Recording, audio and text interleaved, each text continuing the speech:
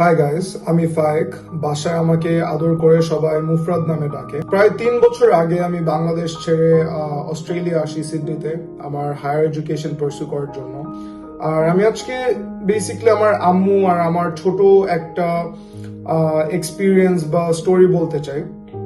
তো 3 বছর আগে যখন আমি আমার ফ্যামিলির সাথে থাকতাম, আমার আম্মু, আব্বু এবং আমার 2 বোন, আমরা যখন একসাথে ঢাকায় থাকতাম, তো গ্রোয়িং আপ আমার একটা জিনিস খুবই অ্যানোয়িং লাগতো যে আম্মু অলওয়েজ এসে ন্যাক করতো অ্যাবাউট এভরিথিং। সেটা ঘুম থেকে সময় মতো উঠা হোক, বা সময় মতো ঘুমাতে যাওয়া হোক, সময় মতো খেতে যাওয়া হোক, ক্লাসেস অ্যাটেন্ড করা হোক, এক্সামস নিয়ে সবকিছু নিয়েই আমার আম্মু কনস্ট্যান্টলি অলওয়েজ রিমাইন্ডার দিত।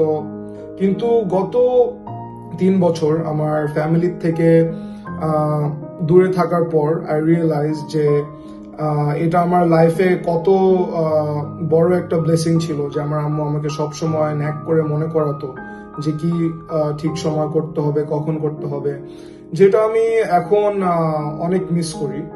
অ্যান্ড ছোটবেলায় গ্রোয়িং আপ আমরা আমাদের প্যারেন্টস এর অনেক অ্যাসপেক্টসই আমরা ফর গ্রান্টেড নেই, যেটা আমাদের হয়তো সময় মতো বড় হলে আমরা এটা রিয়েলাইজ করি।